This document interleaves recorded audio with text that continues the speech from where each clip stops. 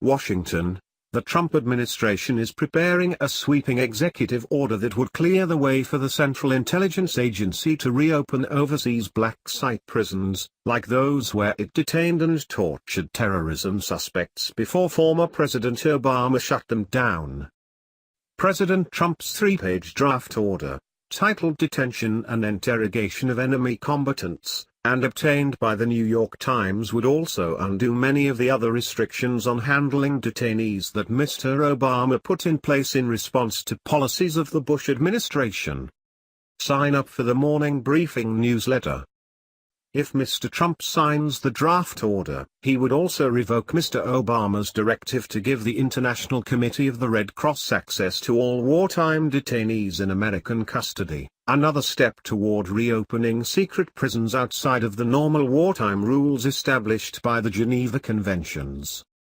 And while Mr. Obama tried to close the Guantanamo prison and refused to bring new detainees there, the draft order directs the Pentagon to continue using the facility for the detention and trial of newly captured detainees, including not just more suspected members of Al-Qaeda or the Taliban, like the 41 remaining detainees, but also Islamic State detainees.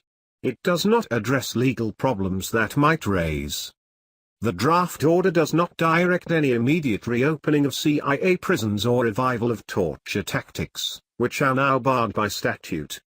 But it sets up high-level policy reviews to make further recommendations in both areas to Mr. Trump, who vowed during the campaign to bring back waterboarding and a hell of a lot worse, not only because torture works, but because even if it doesn't work, they deserve it anyway.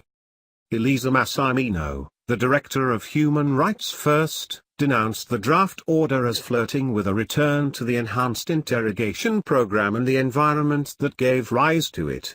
She noted that numerous retired military leaders have rejected torture as illegal, immoral, and damaging to national security, and said many of Mr. Trump's cabinet nominees had seemed to share that view in their confirmation testimony. It would be surprising and extremely troubling if the National Security Cabinet officials were to acquiesce in an order like that after the assurances that they gave in their confirmation hearings, she said. A White House spokesman did not immediately respond to an email inquiring about the draft order, including when Mr. Trump may intend to sign it. But the order was accompanied by a one-page statement that criticized the Obama administration for having refrained from exercising certain authorities about detainees it said were critical to defending the country from radical Islamism.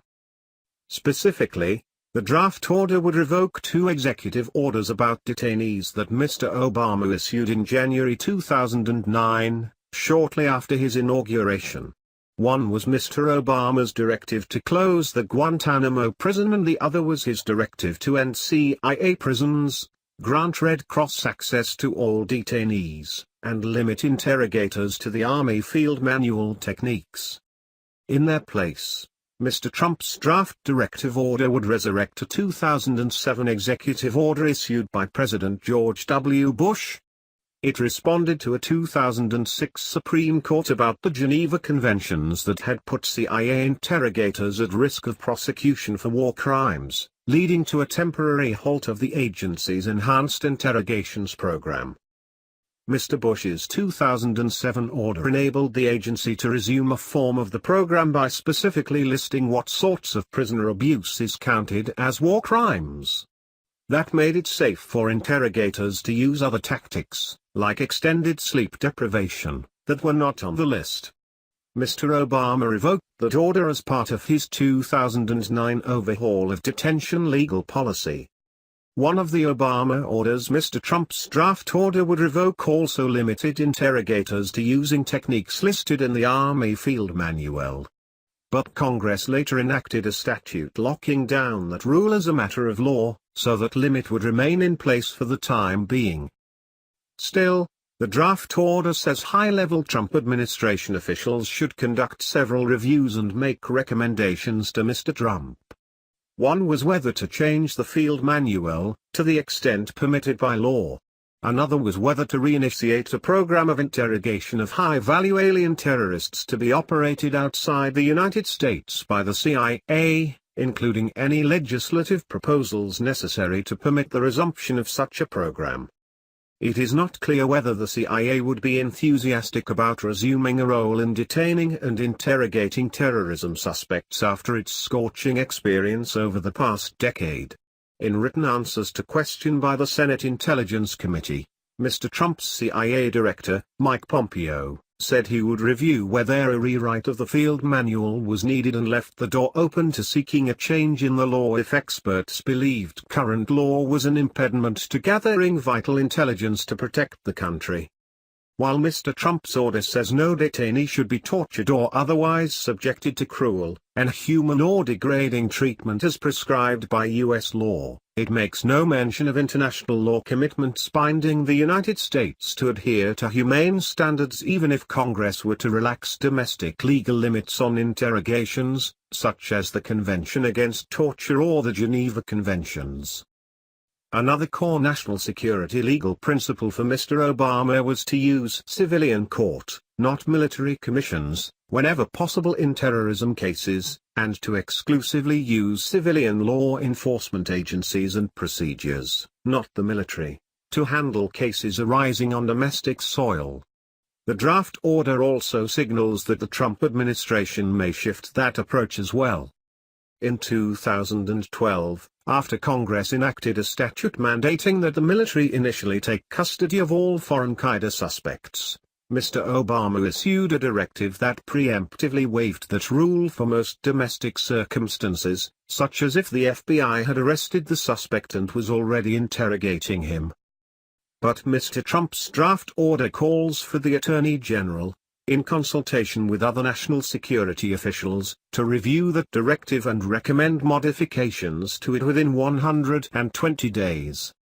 Many Republicans, including Senator Jeff Sessions, Mr. Trump's Attorney General nominee, criticized the Obama administration's approach as weak, even though the civilian court system has regularly convicted terrorists at trial while the military commissions system has proved to be dysfunctional. During the campaign, Mr. Trump said he would prefer to prosecute terrorism suspects at Guantanamo, including American citizens, although the law currently limits the commission's system to foreign defendants. Against that backdrop, Mr. Trump's draft order would direct Defense Secretary James N. Mattis, along with the Attorney General and the Director of National Intelligence, to review the military commissions system and recommend to the President how best to employ the system going forward to provide for the swift and just trial and punishment of unlawful enemy combatants detained in the armed conflict with violent Islamist extremists.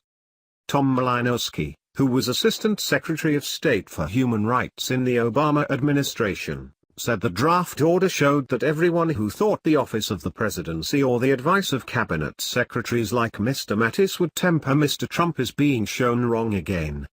He listened to his worst instincts over his best advisors unless restrained by law, Mr. Malinowski said. Follow Charlie Savage on Twitter at Charlie_Savage.